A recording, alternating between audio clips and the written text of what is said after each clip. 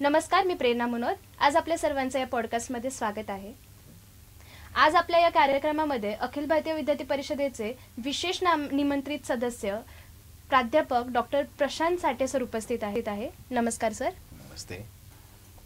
आपण पाहणार आहोत अखिल भारतीय विद्यार्थी परिषद सामाजिक व शैक्षणिक क्षेत्रात काय काम करते हे आज आपण सरांकडून जाणून घेऊयात। तर सर, अखिल भारतीय विद्यार्थी परिषद म्हणजे नेमके काय हे आपण तुम्हाला जर एका वाक्यात सांगायचं ठरलं तर तुम्ही कसं सांगाल?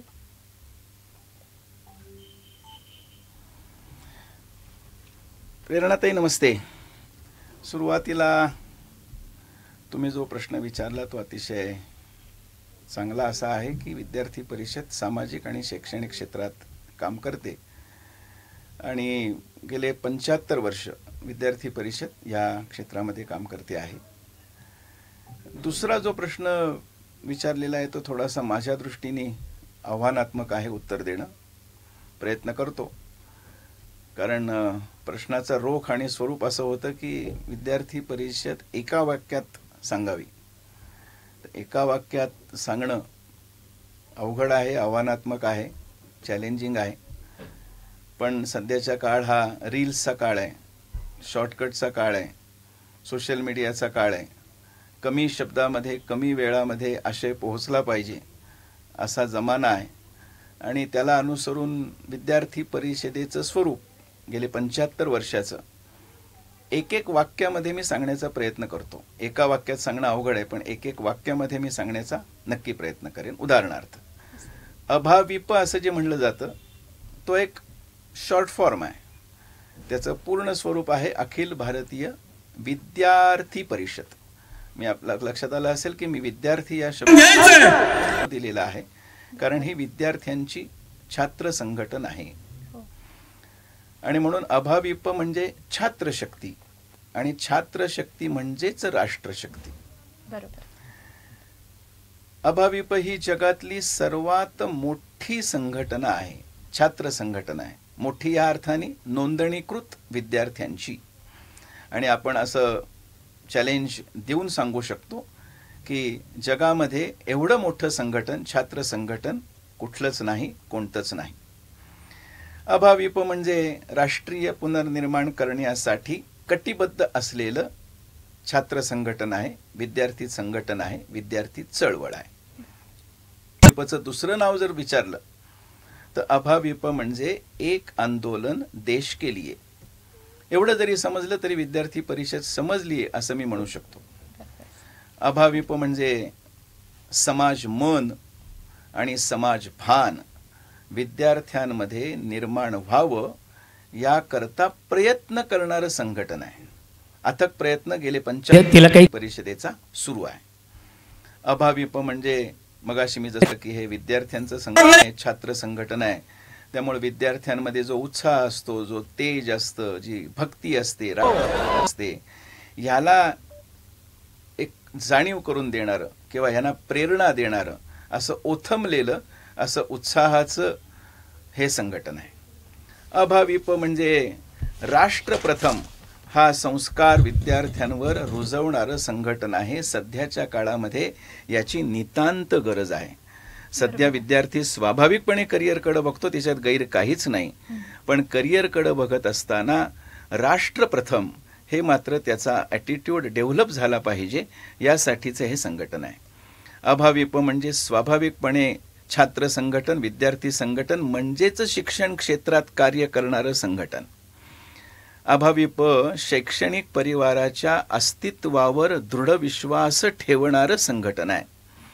अभाविप म्हणजे रचनात्मक दृष्टिकोन ठेवून उपक्रम आंदोलन करणारं संघटन आहे। अभाविप म्हणजे पासून पासून दूर राहणारं संघटन आहे। आम्ही ज्याला दलगत राजनीति के करने वाला संघटन यानी अभाविप असं आम्ही हिंदीमध्ये त्याचं म्हणतो। अभाविप पक्षीय राजकारणापासून मगाशी मी म्हणलं तसं दूर राहणारं संघटन आहे। अभाविपनी एक फिलॉसॉफी डेव्हलप केली। फिलॉसॉफी त्या काळी फार महत्त्वाची होती आणि ती म्हणजे आचरिक आहे। आपल्याला माहिती असेल, आपण नागरिक शास्त्रामध्ये असं शिकतो, आपल्याला शिकवलं गेलं स्वाभाविकपणे की आजचा विद्यार्थी हा उद्याचा नागरिक. पण विद्यार्थी परिषदेने अशी फिलॉसॉफी डेव्हलप केली की आजचा विद्यार्थी हा आजचाच नागरिक आहे. हे म्हणत आजच्या विद्यार्थ्यांवर येतात नाही, हे विद्यार्थी समाज एकसंध ठेवण्याचा प्रयत्न विद्यार्थी परिषद आहे. राष्ट्रकारणासाठी, मी राष्ट्रकारण थोडंसं जोर दिला, आपल्याला आठवत असेल, राजकारणासाठी नाही तर राष्ट्रकारणासाठी पुढाकार घेणारं छात्र संघटन म्हणजे अखिल भारतीय विद्यार्थी परिषद आहे. विद्यार्थी संघटनेला आदर्श बनवण्याचा प्रयत्न करणारं संघटन म्हणजे विद्यार्थी परिषद आहे. व्यायाम, विविध गतिविधी, विविध कार्य यांच्याद्वारे विद्यार्थ्यांमधल्या ऊर्जेला एक दिशा देणारं संघटन म्हणजे विद्यार्थी परिषद आहे. भारताला विश्वगुरूकडे नेण्यासाठी सध्या सतत आहेत, त्यामध्ये खारीचा का होईना पण महत्त्वाचा वाटा विद्यार्थी परिषदेने 1949 सालापासून उचललेला आहे आणि ती ध्येय यात्रा विद्यार्थी परिषदेची चालू आहे. विद्यार्थी परिषद म्हणजे कार्यकर्ता निर्माणाची प्रयोगशाळा. विद्यार्थी परिषद म्हणजे स्वामी विवेकानंदांना अपेक्षित असणारा युवा वर्ग उभा करणं यासाठी कटिबद्ध असलेलं संघटन म्हणजे विद्यार्थी परिषद. विद्यार्थी परिषद, मगाशी मी जसं म्हणलं, एक आंदोलन देश के लिए, तसं विद्यार्थी परिषद म्हणजे ज्ञान, शील आणि एकता.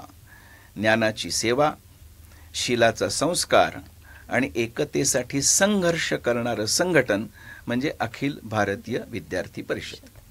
अभाविप म्हणजे भारतीय ज्ञान परंपरा, भारताचा इतिहास, भारताची संस्कृती हे युवा वर्गामध्ये, आत्ताच्या युवा वर्गामध्ये जाणीव करून देणारं संघटन म्हणजे अखिल भारतीय विद्यार्थी परिषद. अंततोगत्वा अभाविप म्हणजे छात्रशक्ती म्हणजेच राष्ट्रशक्ती.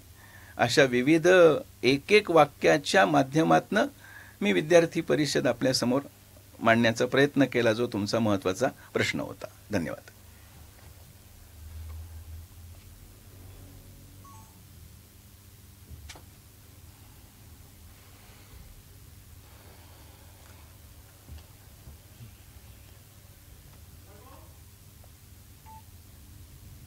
सर, तुम्ही अतिशय सुंदर प्रकारे एका वाक्यात अभाविपची मांडणी केली. तर माझा पुढचा प्रश्न तुमच्यासाठी असा आहे की अखिल भारतीय विद्यार्थी परिषदेची पार्श्वभूमी काय होती किंवा पार्श्वभूमी काय आहे आणि त्याचबरोबर कशी आणि कुठे गेली ह्याविषयी तुम्ही सांगाल का?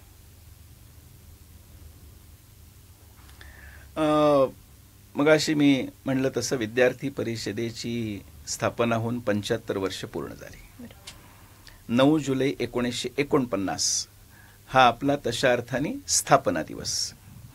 आता स्थापना दिवस का म्हणायचं, तर त्या दिवशी आपल्याला रजिस्ट्रेशनचं सर्टिफिकेट, ज्याला अधिकृत नोंदणी म्हणतो आपण, सरकार दरबारी ज्याची नोंदणी होते तशी नोंदणी होऊन 9 जुलै 1949ला आपल्याला एका अर्थाने नोंदणीकृत संघटन म्हणून मान्यता मिळाली. पण विद्यार्थी परिषदेचं काम जे आहे तसे एका अर्थाने 1948 सालापासून सुरू झालं होतं. खरं तर मी 1948 थोडंसं वेगळ्या संदर्भामध्ये सांगतो आहे. त्याचं कारण 1948ला आपल्याला माहिती आहे की संघावर बंदी आली होती, राष्ट्रीय स्वयंसेवक संघावर, आणि त्या संघाच्या बंदीनंतर युवकांना एक प्लॅटफॉर्म, युवकांना एक चालना देणारं, युवकांचं संघटन करणारं एक ऑर्गनायझेशन असावं यासाठी खरं तर विद्यार्थी परिषदेची स्थापना झाली. पण याचं मूळ जर काही असेल तर 1925 सालामध्ये गेलं पाहिजे.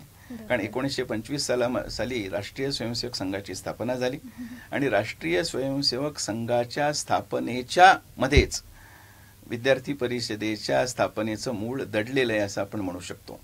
एक त्याला किंवा एक योग असा आला किंवा एक कारण असं घडलं, इष्टापत्ती किंवा योग म्हणण्यापेक्षा एक कारण असं घडलं की संघावर बंदी आल्यानंतर युवकांना एक प्लॅटफॉर्म मिळाला पाहिजे, यासाठी आपण संघ या विद्यार्थी परिषदेची स्थापना केली आणि 9 जुलै 1949ला.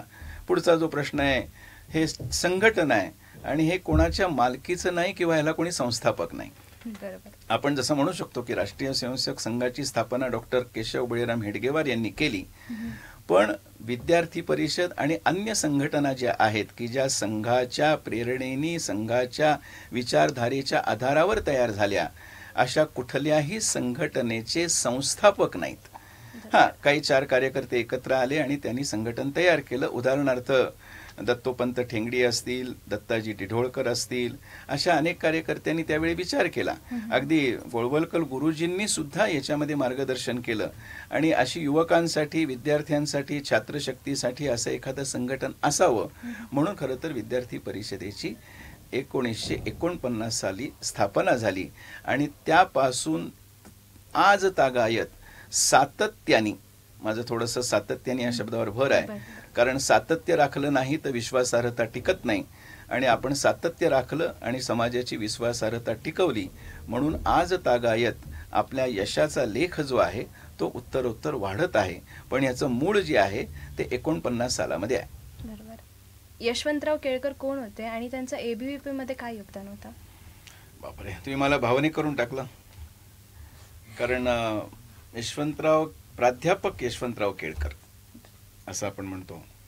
प्राध्यापक यशवंतराव केळकर म्हणजे विद्यार्थी परिषदेचं एका अर्थाने सर्वेसर्वा, संस्थापक नाही पण सर्वेसर्वा. म्हणजे विद्यार्थी परिषदेच्या कुठल्याही कार्यकर्त्याला, आत्ताच्या कार्यकर्त्याला पण माहिती पाहिजे. आत्ताच्या कार्यकर्त्याला माहिती असण्याचं कारण नाही, त्याचं कारण केळकर सरांना जाऊन सुद्धा आता बरीच वर्ष झाली आणि त्यामुळे आत्ताच्या जो 1990 सालानंतर विद्यार्थी परिषदेमध्ये कार्यकर्ता आलेला आहे त्याला तशा अर्थाने केळकर सरांचं दर्शन, मार्गदर्शन नाही मिळालं, कारण तेव्हा केळकर सर नव्हते. पण विद्यार्थी परिषदेची एका अर्थाने सैद्धांतिक भूमिका, विद्यार्थी परिषदेची कार्यपद्धती, विद्यार्थी परिषदेला दिशा देण्याचं काम काही मोजक्या लोकांनी जे केलं त्यामध्ये यशवंतराव केळकरांचा सिंहाचा वाटा आहे. मगाशी मी आपल्या कार्यपद्धतीमध्ये असं म्हणलं की अनामिकता असते, त्यामुळे यशवंतराव केळकर सुद्धा असताना त्यांनी कधीच याचं क्रेडिट घेतलं नाही किंवा कधीच याचं त्यांनी श्रेय घेण्याचा प्रयत्न पण केला नाही. किंबहुना काही जणांनी त्यांना हे श्रेय देण्याचा प्रयत्न केला तर त्यापासून त्यांनी परावृत्त केलं. एक उदाहरण मी आपल्याला देतो की विद्यार्थी परिषदेची अधिवेशन जेव्हा होतं, असंच एक अधिवेशन विद्यार्थी परिषदेचं होतं, राष्ट्रीय अधिवेशन. एकच वर्ष केळकर सर खरं तर विद्यार्थी परिषदेचे राष्ट्राध्यक्ष राहिले होते. पण तेव्हा असं ठरलं की विद्यार्थी परिषदेच्या या राष्ट्रीय अधिवेशनामध्ये आपण एक मिरवणूक काढतो. सर्व राज्यातले विद्यार्थी आलेले असतात, त्यानिमित्ताने एकोपा दिसतो, सांस्कृतिक एकता दिसते आणि त्यामुळे आपण मिरवणूक काढतो. असं ठरलं की राष्ट्रीय अध्यक्षांनी जीपवर उभं राहायचं आणि सर्वांना वंदना द्यायची वगैरे. केळकर सरांनी स्पष्ट सांगितलं की मी उभं राहणार नाही. विद्येची देवता माता सरस्वती आणि युवकांचे प्रेरणास्थान स्वामी विवेकानंद असं आपण जे म्हणतो, ह्या 2 प्रतिमा तुम्ही गाडीवर ठेवा, रथावर ठेवा, त्यांची तुम्ही मिरवणूक काढा, व्यक्तीची मिरवणूक नाही, मान्य नाही. ह्याची जी एक रुजवात आहे ती केळकर सरांनी घालून दिली आणि तो परिपाठ आणि ती परंपरा आज चालू आहे. अदरवाईज तेव्हा जर ते सहजतेने उभे राहिले असते तर येणारा नंतरचा प्रत्येक अध्यक्ष तशा पद्धतीने वागला असता. पण अध्यक्षांनी कसं वागावं, कार्यकर्त्यांनी कसं व्हावं याचा वस्तुपाठ केळकर घालून दिला.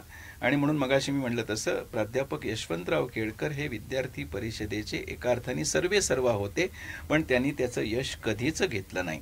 जसे मदनदास देवी आहेत, बाळासाहेब आपटे आहेत, असे अनेक कार्यकर्ते आहेत. म्हणजे मी ही 2 नावं ब्रॉडकास्टमध्ये आली तर ऐकणारे म्हणतील, ही 2 नावं ब्रॉडकास्टमध्ये आली तर ऐकणारे म्हणतील अरे अजून 4 नावं आपण घ्यायला पाहिजे होती. तसे अनेक जण आहेत. पण यशवंतराव केळकरांचं योगदान, त्यांची 2 वैशिष्ट्य सांगतो, अनेक वैशिष्ट्य सांगता येतील. इंग्रजीचे प्राध्यापक होते, मुंबईमध्ये शिकवत होते.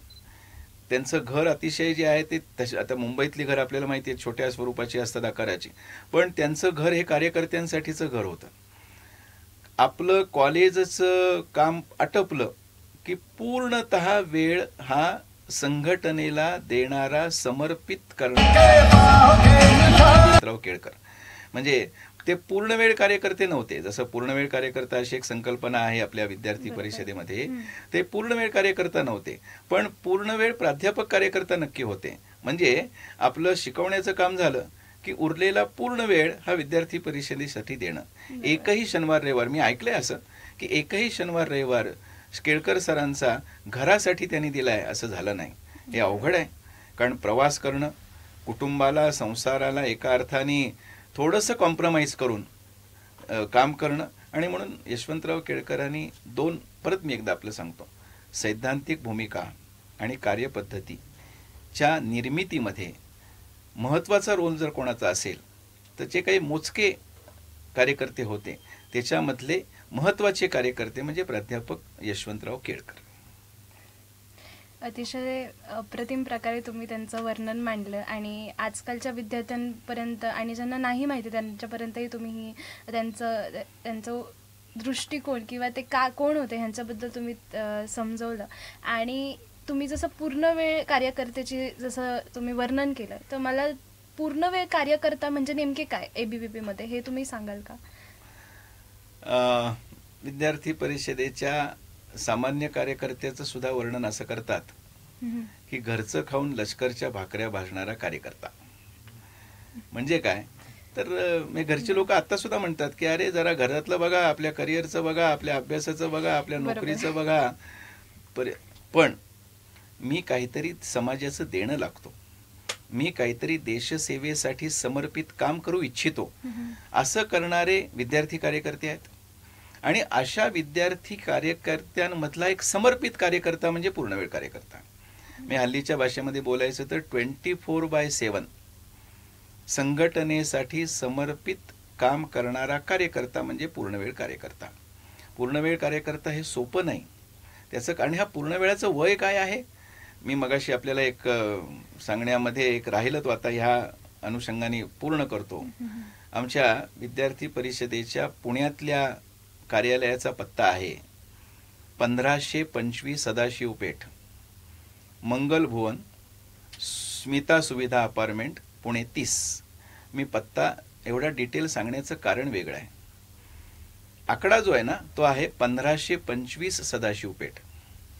विद्यार्थी परिषद काम करते ते वय आहे 15 ते 25, वय वर्ष 15 ते वय वर्ष 25. या 10 वर्षाचा काळ हा व्यक्तीच्या आयुष्यामधला टर्निंग पॉइंट असतो. आणि ह्या टर्निंग पॉइंटमध्ये विद्यार्थी परिषद विद्यार्थ्यांच्या क्षेत्रामध्ये काम करते. आणि म्हणून जो पूर्णवेळ कार्यकर्ता आहे तो सुद्धा त्याच वयाचा पाहिजे.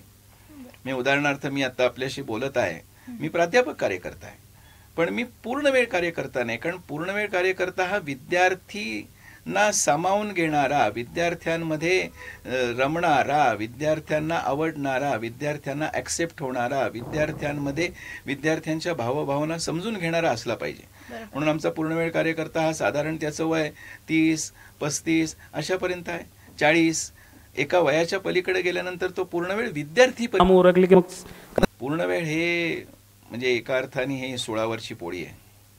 एका अर्थाने हे घराला तिलांजली मी म्हणणार नाही, तिलांजली शब्द थोडासा नकारात्मकतेने येतो, पण अपेक्षित आहे, आवश्यक आहे. बापूजी सगळे पूर्णवेळ कार्यकर्ते असतात ते असं त्यांच्या घरी सगळं वेल टू डू आहे आणि म्हणून ते बाहेर पडलेले आहेत. प्रत्येकाच्या घरामध्ये काही ना काही प्रश्न आहेत. आर्थिक प्रश्न आहेत, कौटुंबिक प्रश्न आहेत. कौटुंबिक याचा अर्थ आहे काही वाटतं लोकांना, आणि कुठल्या आई वडिलांना असं वाटेल की माझा मुलगा किंवा माझी मुलगी विद्यार्थिनी सुद्धा, आमच्या विद्यार्थिनी सुद्धा पूर्णवेळ आहेत. हा पण एक अनुभवाचा आणि आनंदाचा विषय आहे, अभिमानाचा विषय आहे. कुठल्या पालकाला असं वाटेल की शिक्षण पूर्ण झाल्यानंतर करिअर करण्याच्या ऐवजी विद्यार्थी परिषदेमध्ये त्यांनी काम करावं. पण मला आज आनंद आहे की आज साधारण 950 पेक्षा जास्त पूर्णवेळ कार्यकर्ते विद्यार्थी परिषदेमध्ये देशभरामध्ये काम करत आहेत. पश्चिम महाराष्ट्राचा जर विचार केला तर 26 पूर्णवेळ कार्यकर्ते हे आज विद्यार्थी परिषदेमध्ये काम करत आहेत. आणि त्यामुळं कार्यकर्त्यांचे जे अनेक प्रकार आहेत, विद्यार्थी कार्यकर्ता, दायित्ववान विद्यार्थी कार्यकर्ता, तसं पूर्णवेळ कार्यकर्ता. हा पूर्णवेळ कार्यकर्ता हा आमच्या संघटनेच्या दृष्टीने एक अविभाज्य, एक महत्त्वाचा, एक दिशा देणारा असा कार्यकर्ता आहे. सर, जसं तुम्ही पूर्णवेळ कार्यकर्त्याचे जसं तुम्ही वर्णन केलं, तर तुम्ही मध्ये उल्लेख केलं की प्राध्यापक म्हणून पण मी काम करतो. तर ही जी संघटना आहे ती विद्यार्थी संघटना आहे, तर त्याच्यामध्ये प्राध्यापकाचं काय म्हणजे रोल येतो किंवा ते कसं काय म्हणजे काम करू शकता, किंवा जसं तुम्ही सगळं पूर्ण उल्लेख केलं की विद्यार्थी काम करतात ह्याच्यामध्ये, विद्यार्थीची संघटना आहे, तर त्याबद्दल. अगदी बरोबर. कधी कधी उत्तर देताना असं म्हणण्याची पद्धत आहे ना की प्रश्न अतिशय छान आहे, प्रश्न मला आवडला. तसंच मी म्हणतो प्रश्न अतिशय छान आहे, पण केवळ म्हणण्यासाठी म्हणत नाही, खरंच प्रश्न छान आहे. कारण विरोधाभास आहे का काय असं काही वेळा वाटतं की अखिल भारतीय विद्यार्थी परिषद एका बाजूला आणि त्यामध्ये प्राध्यापक कार्य होतो. विद्यार्थी परिषदेमध्ये प्राध्यापक हा एका अर्थाने पडद्यामागचा कार्यकर्ता आहे. पडद्यामागचा याचा अर्थ तो योग्य वेळी योग्य तो सल्ला देईल, योग्य ते मार्गदर्शन करेल, दिलेलं काम करेल. पण आंदोलन असेल ते विद्यार्थ्यांनीच करायचं आहे, कार्यक्रम असेल तो विद्यार्थ्यांनीच करायचा आहे, उपक्रम असेल त्यामध्ये विद्यार्थ्यांनीच पुढाकार घ्यायचा आहे. पण त्या आंदोलनाला, त्या उपक्रमाला, त्या कार्यक्रमाला एक दिशा देणं काम प्राध्यापक कार्यकर्ता करत असतो, नंबर 1. आणि नंबर 2, आपल्या विद्यार्थी परिषदेमध्ये प्राध्यापक कार्यकर्त्याला स्थायी कार्यकर्ता म्हणतात.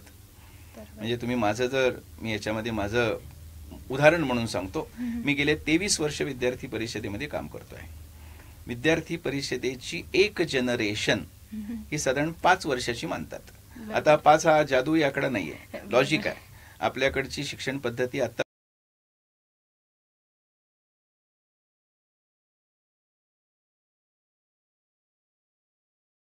पर्यंत 10+2+3 अशी होती.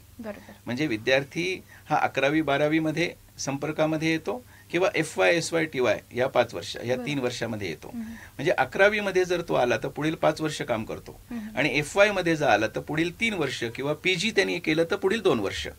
थोडक्यात 5 वर्षानंतर त्याचं विद्यार्थी आयुष्य संपतं आणि मग तो आपापल्या क्षेत्रामध्ये जातो.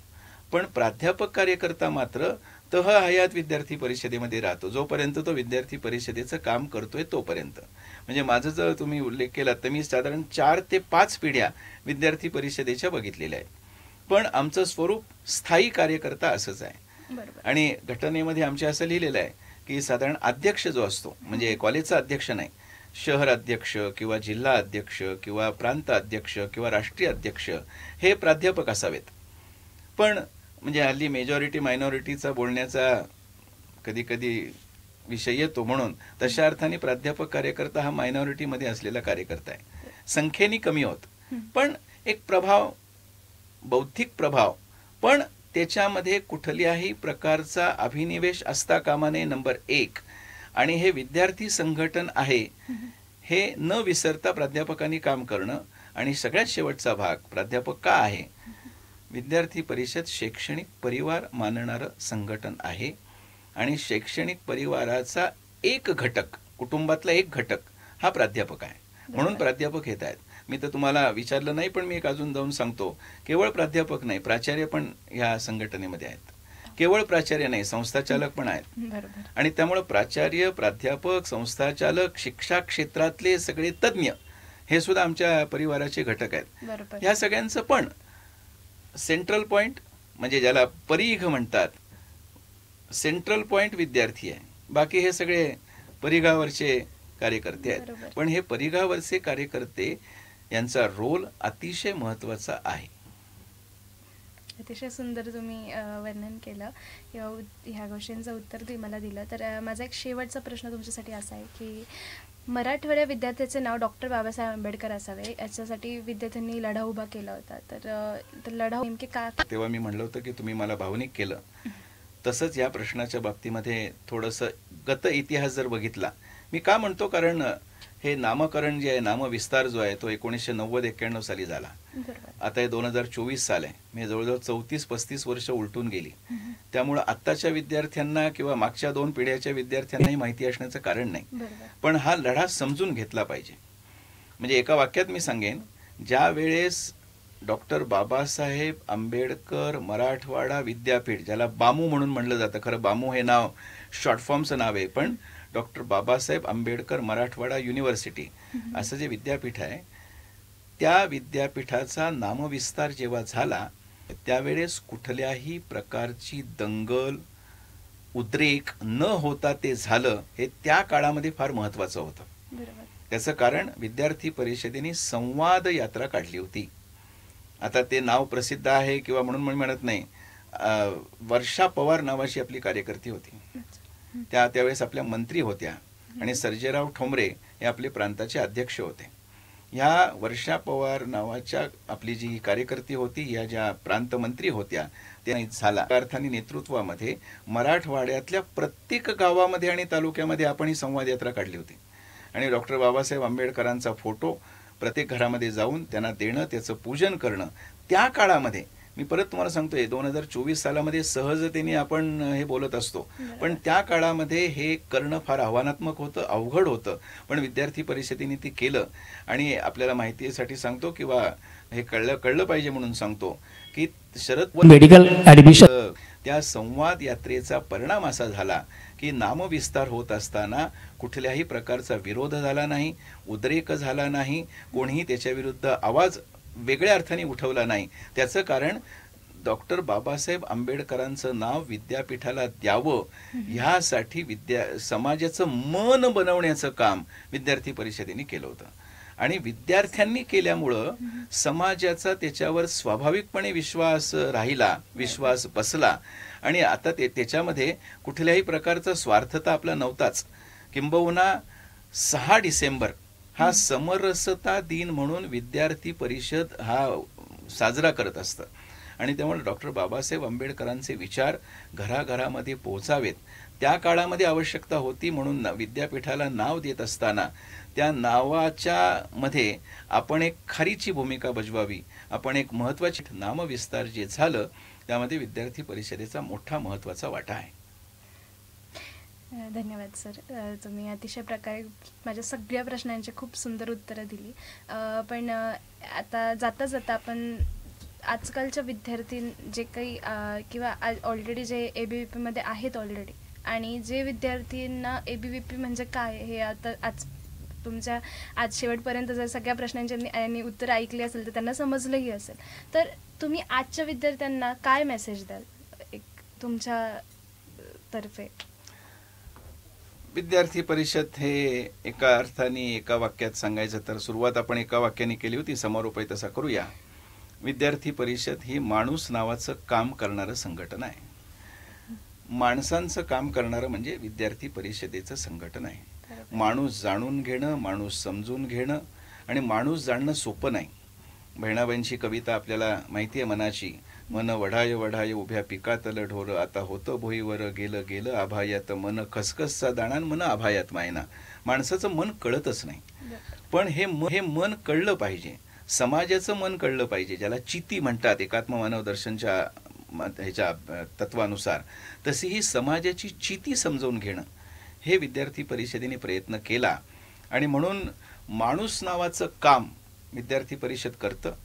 संपर्क, संवाद आणि समन्वय ठेवतं. आणि ज्ञानाची सेवा, शीलाचा संस्कार आणि राष्ट्रीय एकतेसाठी संघर्ष म्हणून सेवा, संस्कार आणि संघर्ष या त्रिसूत्रीच्या आधारावर ज्ञानशील आणि एकतेचं पूजन करणारं संघटन. पण आत्ताच्या विद्यार्थ्यांना त्यांच्या भाषेमध्ये, त्यांना रुचेल, पटेल, आवडेल अशा भाषेमध्ये आणि अशा तंत्राच्या माध्यमातनं त्यांना हा तत्व किंवा आपलं हे जी त्रिसूत्री हे पोचवणं हे विद्यार्थी परिषदेचं 75 वर्षाचं. आणि म्हणून विद्यार्थी परिषदेच्या बाबतीत असं सांगतात की हे कार्यकर्ताधिष्ठित जनसंघटन आहे, केडर बेस्ड मास ऑर्गनायझेशन आहे. दुसऱ्या वाक्यात सांगायचं झालं तर हे प्रवाही विद्यार्थ्यांचं स्थायी संघटन आहे. फ्लोटिंग पॉप्युलेशन आहे. म्हणजे 75 वर्ष असं होऊ शकत नाही ना की विद्यार्थी गेले 75 वर्ष काम करतोय, विद्यार्थी 5च वर्ष काम करणार, त्यामुळे तो फ्लोटिंगच राहणार आहे. पण संघटन मात्र स्थायी आहे. हे स्थायी संघटन का आहे त्याचं कारण मगाशी मी म्हणलं तसं त्यांनी मी समारोप करतो. व्यक्तीला शरीर मन बुद्धी आत्मा आहे, तसं समाजाला सुद्धा शरीर मन बुद्धी आत्मा आहे. हे प्रवाही विद्यार्थी जरी असले तरी प्रत्येक प्रवाहामध्ये येणारा प्रत्येक विद्यार्थी हा आपलं शरीर, आपलं मन, आपली बुद्धी आणि आपला आत्मा संघटनेच्या विकासासाठी ओतत असतो, कॉन्ट्रीब्यूट करत असतो, योगदान देत असतो. म्हणून विद्यार्थी परिषद ही ध्येय यात्रा, विद्यार्थी परिषदेची ही ध्येय यात्रा गेली 75 वर्ष सुरू आहे. आणि येणाऱ्या अमृत काळामध्ये सुद्धा 2047 सालचा जो विकसित भारत, विश्वगुरु भारत आपल्याला बघायचा आहे, त्या विश्वगुरु भारतामध्ये सुद्धा आपलं खारीचा वाटा योगदान असावं यासाठी विद्यार्थी परिषद प्रयत्न करते. धन्यवाद सर. खूप सुंदर मेसेज तुम्ही विद्यार्थ्यांपर्यंत पोहोचवलाय. आणि जुळव म्हणजे तू आजच्या या आपल्या सगळ्या प्रश्नांच्या उत्तरामधून प्राध्यापक डॉक्टर प्रशांत साठे सर यांनी किती सुंदर सगळ्या प्रश्नांची आपल्याकडेपर्यंत उत्तरं पोहोचवली. ABVP काय रोल प्ले करते एक विद्यार्थ्यांच्या आयुष्यात, किंवा कशा प्रकारे एका विद्यार्थ्याला घडवते. आणि जर आपण पाहिलं असेल, जो आपण फोकस केला असेल, तर मॉडर्न वर्ल्डमध्ये विद्यार्थ्यांना का गरज आहे ABVPची, किंवा फक्त ABVPचीच नाही. आपण जसं बोलतोय की संघटना म्हणजे काय, तर त्याच्यामध्ये जेव्हा आपण बघतोय ABVP कशा प्रकारे विद्यार्थ्यांवरती काम करते, तर त्या प्रकारे आपण बघतोय तर विद्यार्थ्यांपर्यंत ABVP एक काम पोहोचवणं किंवा त्यांच्यापर्यंत ते घडवून आणणं, स्वतःहून एखाद्या माणसाचं मन ओळखून घेणं आणि त्याचबरोबर समाजासाठी काम करणं, हे आपण केलं पाहिजे. आणि नक्कीच पुढे येऊन याच्यामध्ये आपण आपलं योगदान दिलं पाहिजे. आणि जसं सरांनीही सांगितलं की गरजेचं नाही आहे की आपण जसं बोलतो की फक्त आंदोलन, फक्त मोर्चा हे विद्यार्थ्यांचं काम नाही. त्याचबरोबर जशा प्रकारे आपल्याकडून काय आपण देऊ शकतो समाजासाठी, हे विद्यार्थीचा विचार असलं पाहिजे. सर, हेच असं बोलून मी सर, तुम्ही आपल्या वेळात वेळ काढून आज एवढ्या प्रश्नांची उत्तरं दिली आणि बरेच काही मेसेज विद्यार्थ्यांपर्यंत पोहोचवले, त्यासाठी धन्यवाद. एक बोलू, खरं तर वेळात वेळ काढून आलात असं तुम्ही वाक्य वापरल्यामुळे मला स्पॉन्टेनियसली सुचते म्हणून बोलतो. हे वेळात वेळ वगैरे काही नाही, ही माझी जबाबदारी आहे, हे माझं दायित्व आहे, हे माझं कर्तव्य आहे. कारण हे जर मी बजावलं नाही तर मी माझ्या प्राध्यापक कार्यकर्त्याच्या भूमिकेला जागलो नाही असं होईल. म्हणून मी खरं तर आज इथं आलो. धन्यवाद. उलट तुम्हीच मला संधी दिली, त्याबद्दल आपलेच आभार आहेत.